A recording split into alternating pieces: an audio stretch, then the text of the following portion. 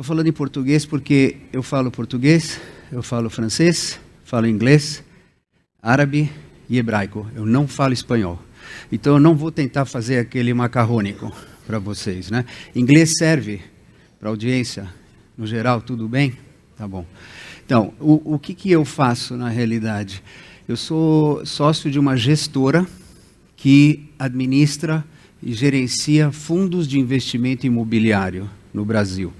O Fundo de Investimento Imobiliário no Brasil, ele é o equivalente do REIT americano, do Real Estate Investment Trust, que é um veículo que agrega investidores e que tem como objetivo investir em mercado imobiliário. Tem como objetivo investir em ativos de base imobiliária.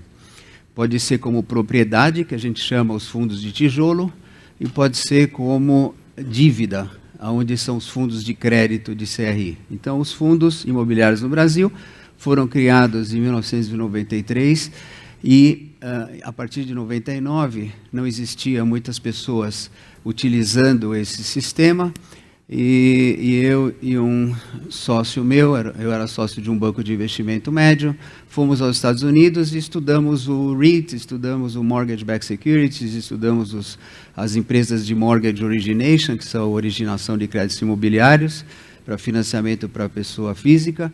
E em 98 nós iniciamos essa empresa no Brasil e tivemos a sorte de fazer o primeiro fundo imobiliário no Brasil, para investidores de varejo, onde investidores de classe média podiam investir num fundo imobiliário que comprou 25% do Shopping Pátio Higienópolis. Talvez alguns de vocês conheçam, em São Paulo, em 1999, foi feito um shopping center, faltavam alguns recursos para terminar o shopping, 40 milhões de reais, e a gente financiou esse projeto, através de um fundo imobiliário com 600 investidores. Foram os primeiros 600 investidores de uma indústria que hoje tem aproximadamente 2,8 milhões de investidores e hoje está com 200 bilhões de reais de fundos imobiliários, né?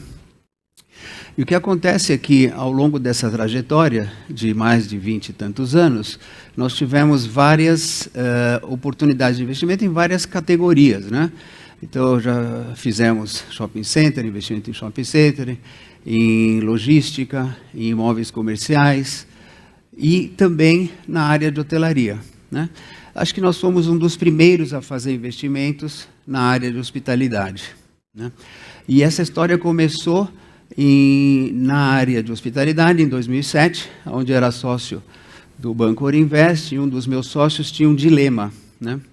E nessas reuniões de sociedade, almoços, tudo, ele dizia, bom, a minha mãe tem 2 flats. Você sabe o que é flat, né?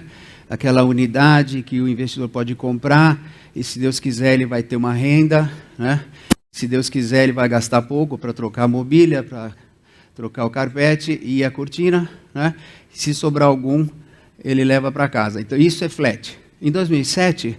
existia uma fase muito terrível nessa indústria, que era a super oferta de flats, né, acima da capacidade do setor, né? E aí meu sócio, que tinha a mãe dele com 2 flats, falou, Moise, você não é da imobiliária? Acho que pode trocar, né? Alguém me ajuda aqui com a próxima lâmina? Eu fiz uma lâmina só. E, então, aí fundos imobiliários, já falei, Max Invest. Então, o que aconteceu?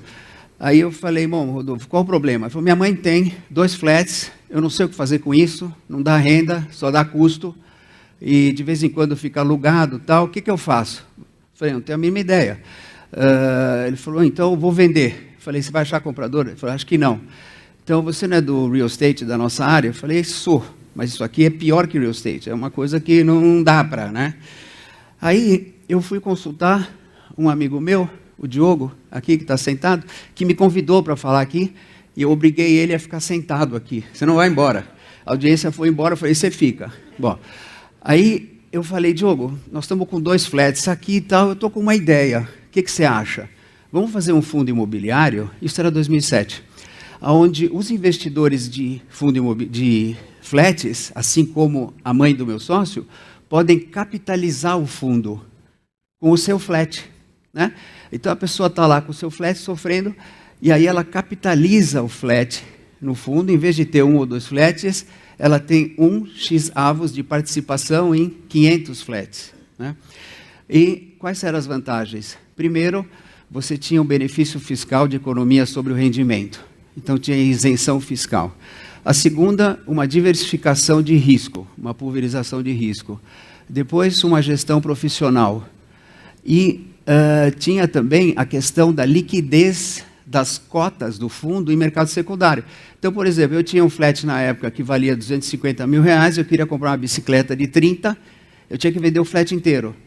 Com essa inovação, o cara tem 250 mil investido em um percentual de X flats, 500 flats, 600 flats, ele quer comprar bicicleta, ele vende uma cotinha na Bolsa de Valores, porque tem liquidez diária e é um produto listado na Bolsa de Valores. Bom, então com essa ideia, com o Diogo, né, fez todos os estudos e tudo mais para a gente conseguir avaliar direitinho, nós fizemos o fundo Max Invest. Esse fundo Max Invest, ele teve 650 flats em 2007, e alguns foram capitalizados, né? A gente tinha um menu, o seu é aonde? O meu é no Itaim, o meu é aqui, tal. Você vai 2 cotas, você 3 cotas, tal.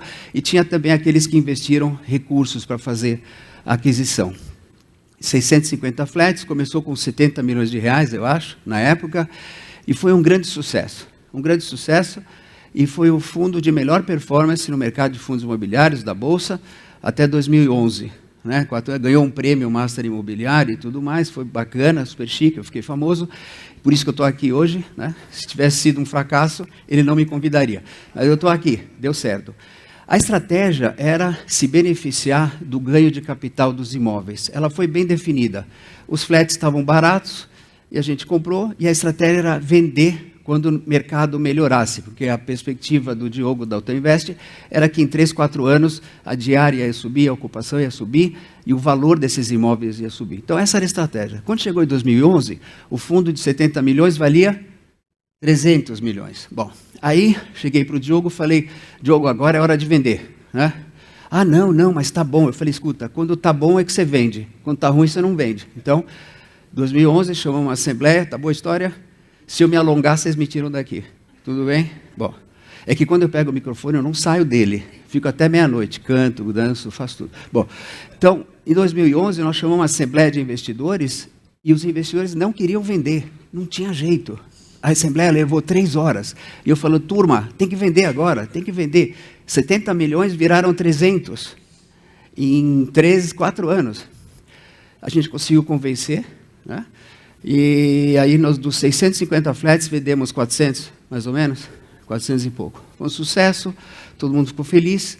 E aí, em 2011, 12, a gente vendeu a nossa plataforma de fundo imobiliário para o Banco BTG Pactual, né, que seguiu, e o fundo existe até hoje, né, cresceu de novo, e foi mais ou menos a inspiração da aquisição dos hotéis da Accor, né? Então, é um negócio legal, deu para contribuir com essa indústria, por isso que eu estou aqui falando 15 minutos. Então, a gente contribuiu com a indústria, certo, Diogo? De uma maneira muito relevante.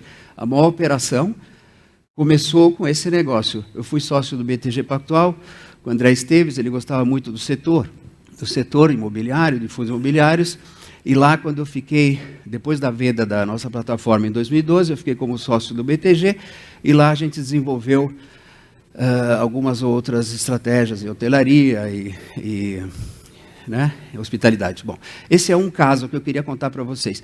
Por que eu estou aqui? Porque um dos fóruns lá, uns painéis, é a dificuldade de financiar projetos de hospitalidade. Esse é o grande desafio, principalmente no Brasil, né? E existe um veículo, um mecanismo, que é o Fundo de Investimento Imobiliário, que pode financiar isso. Está aí, né? Muitos não conhecem, mas ele pode financiar via aquisição, como sócio de empreendimentos imobiliários na área de hospitalidade, ou como credor de longo prazo, porque o fundo imobiliário ele não tem prazo determinado, ele é um fundo eterno e as cotas são listadas na Bolsa, então não tem resgate. Isso permite com que nós, como gestores, possamos investir por prazos de 12 anos, 15 anos, então nós somos um bom parceiro para a indústria de projetos imobiliários de médio e longo prazo. Tá? Esse foi o primeiro caso. O segundo exemplo que eu quero dar é o CRI. CRI é um título valor mobiliário, que é um certificado de recebível imobiliário, cujo lastro é uma dívida com uma garantia em imóveis. Esse é um instrumento muito utilizado. Atualmente a gente tem nessa área algo da ordem de 2.900 de CRIs, né? E esse veículo, através do fundo imobiliário, financiou o Hotel Fasano Salvador. É um exemplo, né? Então estava lá, o hotel já tinha sido construído, o investidor queria reciclar o capital, a gente entrou, fez financiamento, pagou uma dívida do Santander, sobrou uma grana para o cara devolver para os seus investidores, e hoje nós somos um financiador de longo prazo do Hotel Fasano Salvador, né? Uma outra experiência que nós tivemos, está aqui o Ilan, né, do Rosewood, né, foi o Cidade Matarazzo. Eu não sei se vocês já foram ou ouviram falar. O Cidade Matarazzo, aliás, o Matarazzo era um hospital em São Paulo, que em 1993 quase teve que fechar, ficou aquele imóvel sem utilização. Acho que a Previ tinha comprado o terreno, chegou um empresário francês chamado Alex Salar, e ele resolveu comprar e fazer um hotel e um centro de retail, né, de lojas, e uma parte como se fala, de residências, uma parte de eventos, imóvel comercial, escritório, shopping, teatro, Bradesco, centro de exposição, quer dizer, Soho House também, vocês que são de hospitalidade conhecem Soho House, né, em São Paulo. Então, nós fomos o primeiro a acreditar nesse projeto em 2016 e nós financiamos toda a parte do hotel Rosewood, das residências, do comercial, o retrofit, a restauração da capela, que tinha uma capela para casamentos e tudo mais, e nosso fundo colocou algo da ordem de 550 milhões para financiar esse projeto, né? Uma dívida de 10 ou 12 anos, acho que é 12 ou 10, acho que é 10, né? Mas vão pedir extensão, com certeza. Está indo super bem, paga bonitinho, todo mês entra o dinheiro no caixa do fundo, a gente tem a garantia dos cartões de crédito, uma estrutura maravilhosa, win-win, como a gente fala, ganha-ganha, né? E o hotel, maior sucesso em São Paulo, sempre cheio, food and beverage, tem o bar lindo, e tem os restaurantes, é um espetáculo. Às vezes, como financiador, você não participa da alegria do projeto, né? Porque você é financiador, o empreendedor que fez tudo aquilo, mas esse deu realmente muita satisfação para mim, para os meus sócios, para os meus colaboradores, de participar do que é o melhor hotel, com todo respeito aos Marriott, Hyatt e tudo mais, o melhor hotel da América Latina foi considerado em uma dessas instituições que, né, nunca mais vão me convidar, não é isso? Então, é maravilhoso. Sugiro visitar, Rosewood a gente fez. Aí, a segunda etapa foi a parte de shopping center, Bradesco, o teatro, tudo, e o Soho House, né?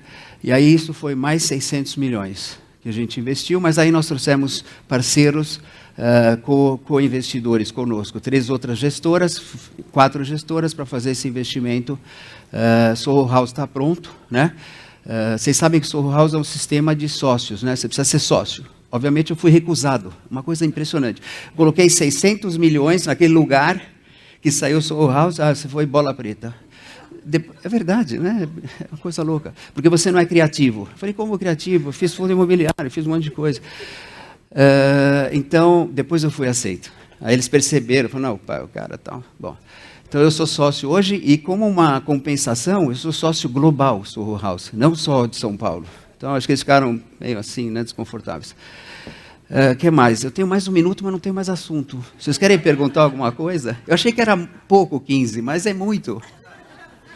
Eu dei uma entrevista outro dia para um grupo de corretores, 250 corretores, um sábado de manhã, e aí cheguei no palco, tinha uma música. Eu tinha feito uma balada na noite anterior com um DJ de Ibiza. Eu entrei no palco, era sábado, eu estava meio assim, eu comecei a dançar. Eu falei, o que eu estou fazendo? Então eu não vou dançar, né? Vou poupar vocês dessa parte, mas eu não tenho mais assuntos. Tem alguma pergunta? Quanto custa? IPCA mais 10 hoje foi IPCA mais 7,5. CDI mais 2, CDI mais 5. Qual o nível de lonto velho? Garantia versus imóvel, 70%. O que mais? Estou dando as dicas. Depois é só vir. E eu nunca falo não. Esse aqui é um negócio legal. Na nossa gestora, tudo é sim.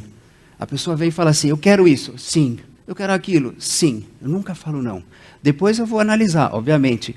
Mas as portas estão sempre abertas. Então as portas estão abertas a vocês, 24 segundos. Se depois vocês pegam o meu contato em algum lugar, com o maior prazer recebo vocês em São Paulo. Com o maior prazer respondo o WhatsApp na hora. Sim ou não de investimento, 24 horas, a gente responde, né? E acho que é isso, 006, 005. Pronto para ser injetado. Eu cheguei de São Paulo hoje e vou embora hoje. Então,